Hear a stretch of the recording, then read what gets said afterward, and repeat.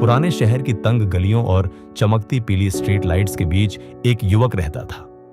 उसका नाम था आरव। दिन में वह शहर के डाउनटाउन इलाके में अपनी पुरानी गिटार लेकर सड़क किनारे बैठता और संगीत बजाता था।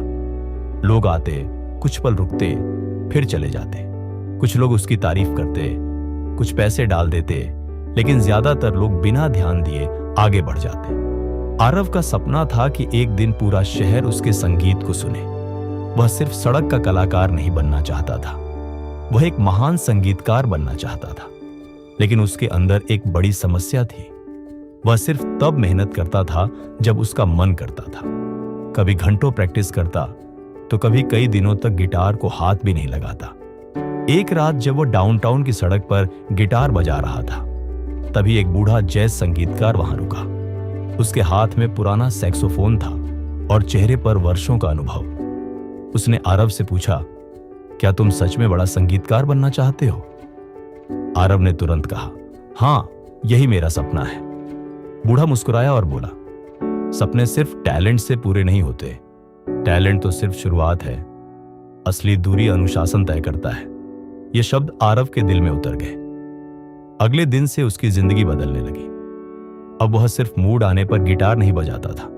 उसने अपने लिए एक नियम बना लिया, हर सुबह 5 बजे उठना, 3 घंटे स्केल्स की प्रैक्टिस, दोपहर में नई धुनें सीखना, रात को शहर की सड़कों पर लाइव बजाना। शुरुआत में यह बेहद कठिन था। जब उसके दोस्त घूमने जाते, वह कमरे में बैठकर अभ्यास करता। जब बाकी लोग सोते, वह अपनी उंगलियों को बेहतर बनाने में लगा रहता। कई बार उसकी उंगलियों से खून निकल आता, कई बार थकान से उसका शरीर जवाब दे देता। लेकिन अब उसके अंदर एक नई आग जल चुकी थी। धीरे धीरे उसका संगीत बदलने लगा। अब उसकी धुनों में दर्द भी था, जुनून भी और आत्मा भी। डाउनटाउन की वही सड़कें जहां लोग पहले बिना रुके निकल जाते थे, अब धीरे धीरे रुकने लगी। लोग उसके आसपास भीड़ लगाने लगे। कुछ लोग उसकी वीडियो रिकॉर्ड करने लगे। लेकिन असली परीक्षा अभी बाकी थी। एक दिन शहर में एक बड़ा म्यूजिक फेस्टिवल होने वाला था। देश भर से कलाकार वहां आने वाले थे। आरव ने भी ऑडिशन दिया। उसे पूरा भरोसा था कि अब उसकी मेहनत रंग लाएगी। लेकिन रिजल्ट आया और वह फेल हो गया। उस रात वह पूरी तरह टूट गया। वह अकेला डाउनटाउन की खाली सड़क पर बैठा था। बारिश हो रही थी और उसकी गिटार भीग रही थी। उसने गुस्से में गिटार जमीन पर फेंक दी और बोला, इतनी मेहनत के बाद भी मैं हार गया। तभी उसे बूढ़े संगीतकार की बात याद आई। True mastery is born in the hours of practice when no one is clapping. Aarav समझ गया कि असली कलाकार वह नहीं होता जिसे तुरंत तालियां मिल जाए। असली कलाकार वह होता है जो बिना तारीफ के भी रोज खुद को बेहतर बनाता रहे। अगले दिन वह फिर सुबह 5 बजे उठ गया। फिर वही प्रैक्टिस, फिर वही अनुशासन। महीने बीत गए। अब उसका संगीत पहले से बिल्कुल अलग था। उसकी धुन सुनकर लोगों की आंखों में आंसू आ जाते थे।